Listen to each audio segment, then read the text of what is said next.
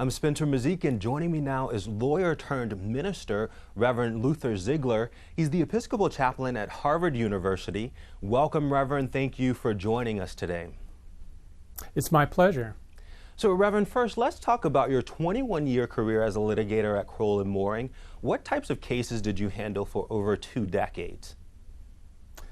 Well, my goodness, that's a long stretch, but I would say most of my time was spent between doing appellate cases for a variety of different clients, mostly large corporations, and also being national counsel in especially the products liability area for big companies who had nationwide products problems. And the one client that I probably did the most work for was DuPont.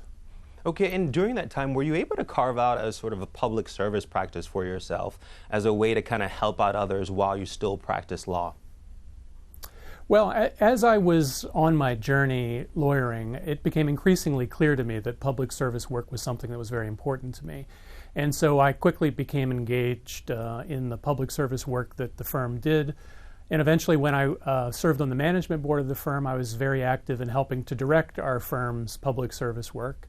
And indeed, the last 3 years that I was at the firm while I was considering my transition to ministry, I spent the bulk of my time on a variety of different kinds of pro bono work, ranging from human rights work. I represented one of the first openly gay military men challenging the don't ask, don't tell policy several decades ago, and doing a lot of work on behalf of the homeless as well. I served on the board of the Washington Legal Clinic for the homeless and did a lot of other work for other groups serving the needs of the homeless, both in Washington and around the country.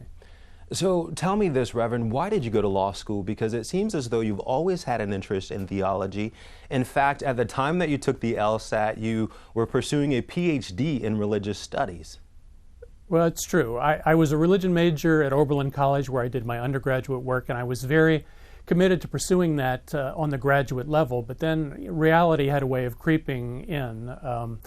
I got married soon after I graduated from college. My wife and I started a family, and suddenly I realized there were bills to pay.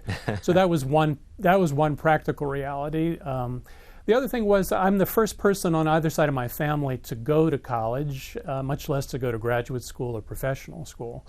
And so my parents worked very hard to put me through college, and I really felt a deep sense of gratitude and a sense that I really needed to do something to return that to them. And so pursuing a legal career, doing something that where I thought that I could really serve others was important to me. And so those two factors really led me to go to law school. Was there a part of you that always knew, though, at some point you would leave law to pursue ministry? Well, I buried that for a while. And to be honest with you, working in a big firm can be so all-consuming that I think I frankly suppressed that for a while. But looking back on it, it's quite true that there was always a part of me that had a deep theological interest, a deep interest in religion. And as so often happens, it was a personal crisis that really brought me back to that reality. My mother suddenly died, much too young, in her early 50s, and it was quite out of the blue, very unexpected. And when something like that happens to a person, and certainly in my case when it happened to me, it makes you take a hard look at your life and to think about where it's headed and what your real priorities are. And for me, as much fun and as rewarding and challenging as a legal career was, at that time I realized that I needed to do something that was a little closer to my heart, and that's when I started the transition towards ministry. Well, and so it was your mother's passing that made you decide to become a minister, or at least left you with that decision. But what did your wife think at the time? Because she's also an attorney. She is, and this was a big adjustment. I mean, we obviously got to know each other when I was in college and graduate school, and she knew that religion was a deep interest of mine. But I don't think she ever expected to be married to a minister. And it was a major economic and a major social transition to go from the world of big firm lawyering to being a priest. And so that took a lot of conversation, a lot of time, but she's been wonderfully supportive.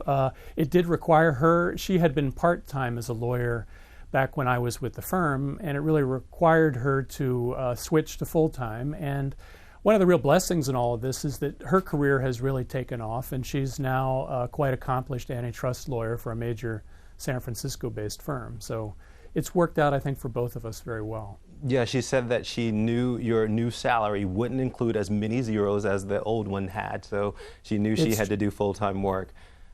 It's true. So did your announcement come as a surprise to your law firm partners? What were their reactions? Well, I think it did and it didn't. I was with the same firm for 20 years and had a very close relationship with most of my partners. And so they knew me, and they knew that the religious life was something that was an important part of my identity, and they could see with the increasing amounts of public service work that I was doing that, probably didn't surprise them that I decided to do something else with my life. But I think that they probably were a little stunned that it was something as dramatic as going off to seminary and becoming an Episcopal priest. Tell us a little bit more about the transition, because you can't really go from being a lawyer to a minister overnight, can you? No, you can't. Although, honestly, I was on the board at the time I made this decision. And when I went to my fellow board members, I was fully expecting them to say, Luther, that's a wonderful thing to do. We're very happy for you, but see you later. Because doing something like that is really not, I thought they would think, compatible with being a big firm lawyer. But to my great surprise, they actually were incredibly supportive. Their response was, that's great, how can we help you? We want to figure out a way to keep you at the firm while you're making the transition and doing your seminary education so that you can continue to share with the firm and its lawyers the experience that I had gained over the 2 decades. And so what I did was I basically gave up my private practice while taking over increasing administrative responsibilities and focusing in particular on the firm's public service work and its diversity work. And so I essentially went to half-time, devoting most of my time to those 2 areas, while I went across the river to Virginia Theological Seminary in Alexandria to start my seminary education. Did they help you in any other ways in terms of giving any moral support? Oh, sure. You'd be surprised at how many people in big firms are secretly thrilled to see people do something like this, to follow a passion. A number of my friends and former partners, I think, vicariously participated in my transition. So I felt very supported all along the way. And they were very generous in terms of how long they let me stay at the firm. And it really wasn't until I said, my seminary education's completed, I'm ready for ordination, and I think that this is probably the time to resign. And that's when I resigned. And so you're at Harvard University now, but where else have you ministered so far? Well, my entire ordained career, I have been active in what we call academic ministry, being a chaplain in a school setting. And so, interestingly, I started out in an elementary school at Washington Episcopal School in Bethesda, working with very young children. It's the last thing I thought I would be doing, but it really was a wonderful experience working with very young kids. And then after that, I spent a time at the St. Albans School for Boys and at the St. Andrews Episcopal School in Potomac, Maryland, working gradually with older and older children and young adults. And then when this opportunity came at Harvard, it just was too good to pass up. I really enjoy working with young people and helping them to find their way, to find a deeper meaning and purpose in their lives. And I have a special interest, given my own story, in what I call vocational discernment, helping people find where their deepest talents and interests and passions meet with the world's needs. Too often, I think people, particularly in hyper-competitive environments like Harvard, they'll just continue to do what they excel at without necessarily asking the different question, what am I really passionate about, and what are the world's needs, and where do my talents, my passions, and the world's needs intersect? It's almost a question of how can I serve? How can I better serve the world with what talents I'm given, what special gifts I'm given. Yeah, that's exactly right. And as competitive as this kind of environment is, I think students are sometimes so caught up in just doing what's required of them and excelling at that they don't step back and look at the bigger picture and ask themselves, how can I best serve the world, and how can I bring to bear what I really care about and what really inspires me? How can I bring all that to bear to help the world in some way? Well, so you've been on this journey, this new journey of yours for about 7 years. Any regrets about not beginning it sooner? No, not really. The 2 decades that I spent practicing law it was really a wonderful time. I developed skill sets. I served some great clients. I developed wonderful relationships, and practically speaking, of course, it allowed me to raise a family and to send my kids off to good schools and to do other things. It really laid a good foundation for the ministry that I'm doing now.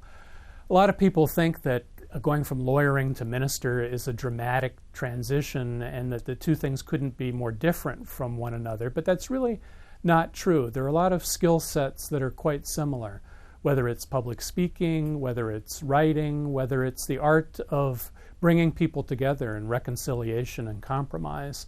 Those are things that good lawyers do, and those are things that good ministers do too. Well, so before we leave, can you just give us some tips or advice to folks out there who are looking for more purposeful, meaningful careers and they just haven't yet found it? Well, I would say there are several things that are important. One is to make time for yourself and to get some space between what it is that you're doing day to day at work and the rest of your time, trying to achieve some kind of balance between your professional life and your personal life, because you need that space, you need that distance from your day-to-day activities to ask these deeper and harder questions about who am I, what are my real gifts and passions, and how can I best serve the world.